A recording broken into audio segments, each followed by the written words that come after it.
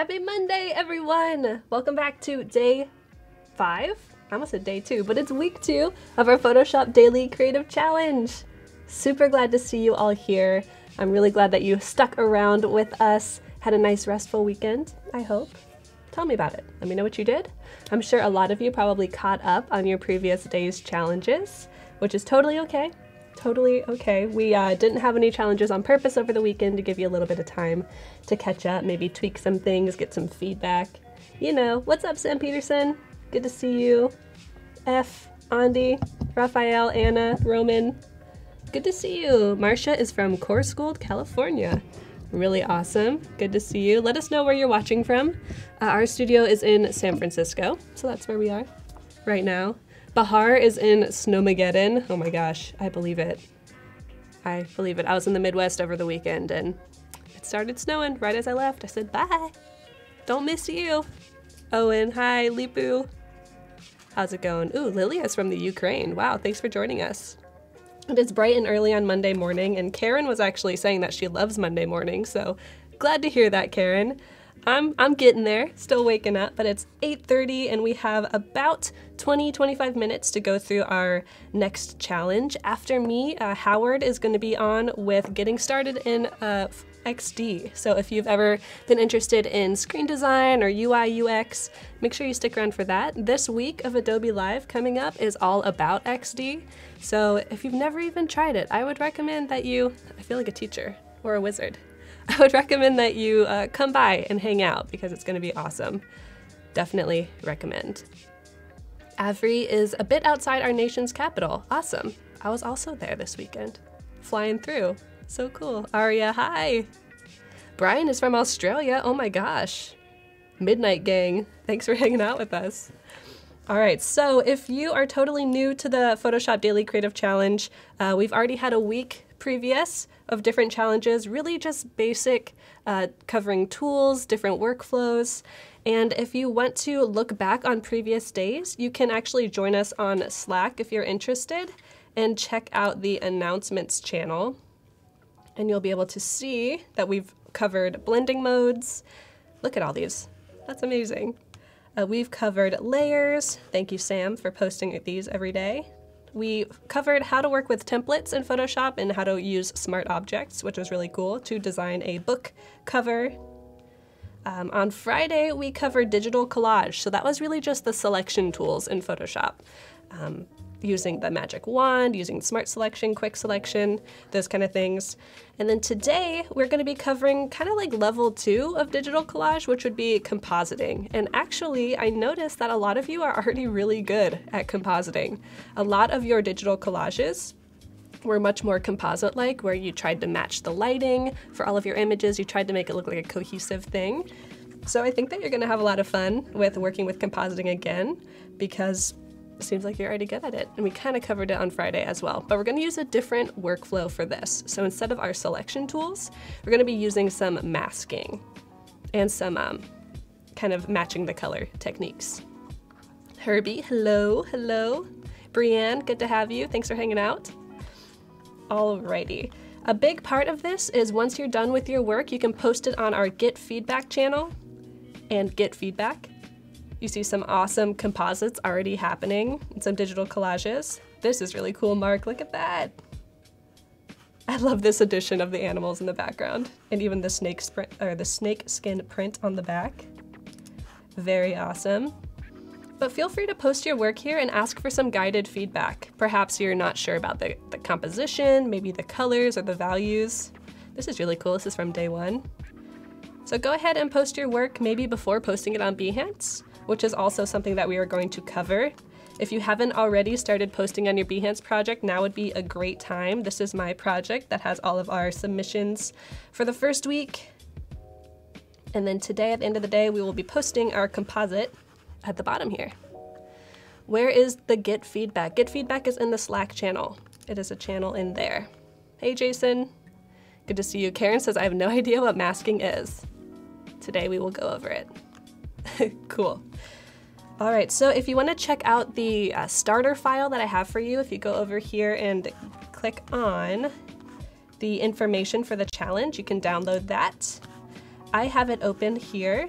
And I also wanted to show you really quick, this is a great way of showing two files next to each other, and it's very simple to do. If you have two files open in Photoshop, all you do is go to Window, Arrange, and you can choose these different kind of orientations. So this is 2 up vertical. You can see it shows 2 images next to each other. I could do horizontal and it would change it like that. It's really nice if you're working on 2 different iterations or you want to have reference open and be working on your painting on the other one. It's pretty awesome. Ms., the keyword for the challenge is PS Daily Challenge on Behance. Awesome, thank you Adobe Live. The link for the Slack is bit.ly/PS Slack with the P and the S in Slack capitalized. There it is. Amazing, screenshot this. Amazing. Mark, hello from Barcelona. Hello. Very cool. George from Nairobi. Hello, George. Thanks for being here. All right, so let's jump into this quickly. I'm actually going to just work on this bad boy. So let's just consolidate all into tabs. And when you open your starter file, you'll probably see all of the layers are in place, but they are not composited yet. So I'm just going to turn off everything except for the very back layer. Remember, we do that just by clicking the eye icon to turn things on and off like that. All right, so we have this plant and all we want is this, the actual plant. Luckily, since everything is pretty much white and this is a very dark value, the plant is, this is going to be a pretty easy selection. So you could use the selection tools we learned on Friday, but I'm going to show you a different way to select things quickly. So I am using my magic wand tool. You'll see that if you want to select it, you can just tap W. And if you don't see it when you tap W, do Shift W and you'll cycle through until you get to it. All right. So we have our magic wand tool selected, and you'll see at the top here there are 2 options. These are relatively new in Photoshop, so it's pretty cool. We've got select subject and select and mask. Let's use select and mask first. When I click it, it's going to open up this cool panel window for me. Now you'll notice when you go over your image, you see kind of a crosshair, the plus, and when you click, it's going to kind of use the quick selection technology and smart select some objects for you. I'm just going to zoom in by doing Command plus.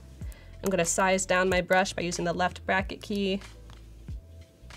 Awesome, really easy. You'll notice over here in the left, I have my quick selection tool selected. There's also different options like refine the edge, just the classic brush tool, the polygonal lasso tool, which we'll use later, and then if you want to move things around or zoom in.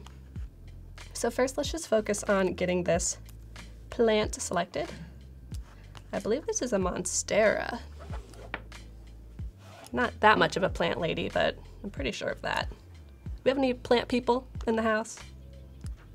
Are your plants your children?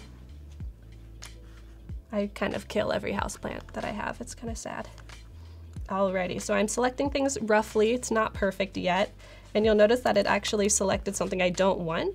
So I'm going to hold Option. And when I do that, you'll see that my crosshair turns into a minus. So instead of adding, it's going to subtract. Here we go. So when I hold down Option and click, it's doing a nice job for me. All right. So this is really nice if you are really trying to get nitty-gritty in how you are selecting and masking things. You'll notice it's not perfect, and that's where these sliders over in the right can really help us out. We have things like the radius of the edge detection. That's kind of some smart technology. So you see when I scroll it up or scrub it up, it's detecting the edge at a wider radius. We're just going to keep that low. I do want to smooth this out a little bit. I don't want to feather it too much because I want the selection to be pretty strong, have high contrast. And then finally, to kind of get rid of these bumps, I'm going to shift the edge inward a bit. You'll see that it is getting smaller and smaller. Maybe feather it a little bit. Cool. So since we don't have too much time, this is about as good as I'm gonna let it get. You are welcome to take as much time as you want to work with this, but I'm just gonna click OK, and it's masked. This is a mask. It is taking away the pixels that I don't want to see and hiding them. You'll see that these black pixels are being hidden and the white is letting us see it. It's being shown. And for our intents and purposes, this will work. Shannon says, plants come home with me to die. Oh my gosh, that's so dark, but I feel you. All right, so let's try a slightly different technique for this figure. We used select and mask previously, and we are gonna try select subject this time. This is really helpful when you have a very strong subject in your image. So a figure on a white background is pretty much perfect for it. And I'm gonna make sure sample all layers is turned off. So it's not checked. I'm gonna keep it turned off so that it won't be sampling my plant layer as well. So let us just click select subject and see what happens. That's pretty amazing. You'll see if I zoom in, the marching ants have done a great job of just selecting her. But I want to kind of finesse this a little bit because I noticed that it selected some areas down here that I don't want. It's a little bit funky over here on her sleeve. So let's go into select and mask again. Cool. I'm going to zoom in on her a bit. I'm not going to worry too much about her hair, but I am going to come down here. I'm going to hold Option or Alt, I believe if you're on a PC, and kind of quick select this away. Clean this up a bit. And since her clothing is so patterned, it is giving the quick selection a bit of a hard time. So see here how the dots on her sleeve are being masked out. We don't want that, so let's use our polygonal lasso tool over here. You can just tap L as well. And I'm going to just select around her sleeve, connect that, and you'll notice that it now has her sleeve selected. I'm gonna go back to my quick selection. I'm gonna just kind of erase her hair out. Awesome, awesome. And then I'm gonna fix her skirt up a bit. Like I said before, feel free to take way more time if you're interested. But I think for our end product, this is gonna work out great. Okay, I might shift the edge inward just a little bit, smooth out her selection, and I think we're good to go. All right. So you'll notice that it didn't actually mask out the background. And if that happens, never fear. All you have to do is make sure your layer is selected and go down here to your layer mask icon. This is it. Down here, there's my trash can, hello. So when you click that, the background is masked. I'll show you that again. It is selected, your layer is selected, click the layer mask. There we go, easy peasy. All right, and this is one of those things in Photoshop where there are literally probably hundreds of ways to go about doing the same thing. I just really wanted to show you how simple the select and mask tool and the select subject tool are. And since they're kind of new, not everyone knows about them. You just noticed the elevator music in the background? Oh, you just noticed that, huh? That's always playing in my head. It's the soundtrack of my life. Marc Jacobs, that was sweet. I like how you show multiple selection strategies. You got it, Marc Jacobs. Just for you. All right, let's add our last piece. This is where we're gonna kind of use conglomeration of all of our selection techniques. So let's select our subject. And since this toucan is just on a white background, it's gonna be pretty easy to select the subject. And let's mask this out. So I'm just gonna click the layer mask that I just showed you so that we can kind of see how it's lining up on top of the actual model without that white background behind it. All right, so with our toucan still selected, we're gonna go up to select and mask. I'm gonna zoom in a little bit. And let's get rid of this body, this big bird body. See you later. Let's size up our brush a bit. I'm gonna hold down Alt or Option to erase. It's gonna smart deselect. Cool, that's kind of what we want, but we still need the top of this guy's head. So I'm just slowly adding back in, taking away. It's a give and take here. All right, and now I'm gonna use my brush tool to actually kind of carve the shape of this toucan's head. So we haven't touched the brush tool yet. You can tap B to select it. You'll notice that it basically works like the brush tool in Photoshop. You can choose the size, the hardness. We're gonna actually keep this relatively soft. I'm gonna size it down a bit. I'm gonna hold down Option so it is taking away. And I'm just gonna carve this out. Command Z to go back if you don't like the selection you make. All right, I'm gonna size this up. Get rid of this, don't need it. Cool. You'll notice that the side is a little bit fuzzy because I kept the brush kind of soft. I'm gonna use my Refine Edge tool to kind of go along the edge. And it uses kind of a content aware fill strategy to add a little bit of that fur or hair texture, I guess it would be feathers, it is a bird, back in. And for us, this is gonna work. I'm kind of just zooming out, zooming in, seeing how I can make it better. Let's erase that a little bit more. All right, I'm going to shift the edge inward just a tiny bit, smooth out our selection, click OK. There we are. I've already cut out her hand and pasted it in a layer on top, so I'm just gonna turn that on.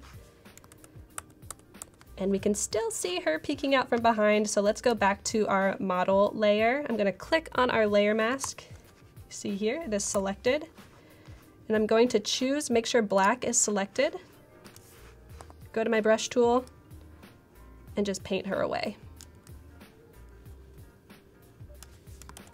Awesome. So our editorial illustration fashion spread is on its way to being done. Now let's mix the colors a little bit so all of these images look like they mix together well. What's up, Paul Weaver? Good to see you. Skills like this, I know who to ask to make my Facebook profile photo better. You have the skills, Paul. You can do it. All right, let's connect all these colors together. The first thing that I'm gonna do is I'm going to use a selective color down here at the bottom. And this will allow me to change the yellow of this toucan's head to match kind of the orangeness of the body. So I'm gonna drag this down, make sure it's on top of the toucan. We're gonna go to yellow, and let's see. Drag this down a little. I'm just trying to match the colors together a little bit better. You'll notice as I slide, the yellow becomes more orange when I add more magenta. And let's take the yellow down so it becomes a little desaturated. Cool. That looks like it matches. It kind of has this vintage kind of film feel. And let's add to that a little bit. So I'm gonna go back to my top layer and I'm going to, let's see where it is, go to color lookup. Now when I do that, I'm gonna be able to add basically like a film filter, like an Instagram filter. This is where Instagram filters came from. It's actually just a LUT file. And I'm gonna go through here and I'm gonna see how they might affect my image. So you'll notice when I add the 3-stripe look, it kind of flattens out my colors a little bit. Maybe I'll do bleach bypass. That's not really what I want, but it does make things look cohesive. Let's do a 3-strip color. It's a very small change, but it does make things a little more cohesive. Okay, cool. So if you want to actually put this into like a magazine template, there's one that's very simple to find. If you are making a new file, you're going to go to Print up here at the top on the tabs. You're going to scroll down, and this magazine mockup is perfect. So you'll click here, you can download it. I already have it open. And let's say I want to add the image here. I'm going to double click into the smart object. And I'm going to place my image. Let's see. Let's size it up a bit. Let's place it, save it, save it. There it is. Cool. So we went over smart objects in a previous day. If you want to go back over that, that is the book template day. But let's just get this exported so that we can get it up on Behance. Oh, good, Foresty. I'm glad that you're staying awake, although I hope that you get some sleep soon. All right, we're gonna export as.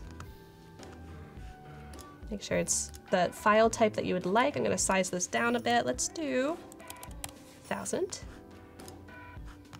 Behance doesn't need the file to be that big. Export it. Rename, turn Keycaster off. Get out of here. All right, so let's get this up on Behance. I have my profile open, and the way I'm gonna edit my project is just click the cog icon, go down to edit. Hey, Diego. D, I'm so glad that you're enjoying it. I can't wait to see what you make. All right, let's upload our media. Look at this file organization. Good job, me. Let's place it. As it uploads, I'm gonna add the title. D5, composite. Feel free to describe this however you would like or show your process. This is just a very simple Behance project. And then one of the most important parts is making sure that our keyword is still there. You'll see that it is keywords, PS Daily Challenge. This is how you're gonna be found in the search feature in Behance if you wanna share your work with all the other people working on the challenge.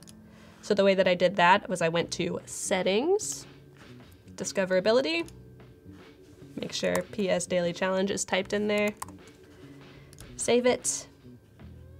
All right, so let's go check my profile and see how it looks. What's up, Igor? David, the advantage of export as and save for web, they'll all get your image saved and exported, but it's really how you would like to do it. So like export as, if you have multiple artboards, it's easy to export them all at different sizes for different screens, like if you're handing off to a client. So it's pretty helpful.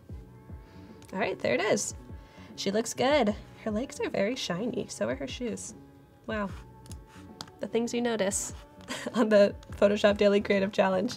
Okay, so I'm just gonna show you all a couple of the projects that people have been working on.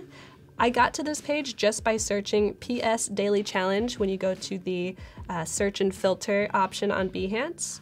And you're gonna search PS Daily Challenge, and you're gonna make sure that this is set to most recent, because that will show the most recent projects. We've done daily creative challenges in the past, and they're also up on Behance. Oh, you like it, D? I'm glad. Bird Woman.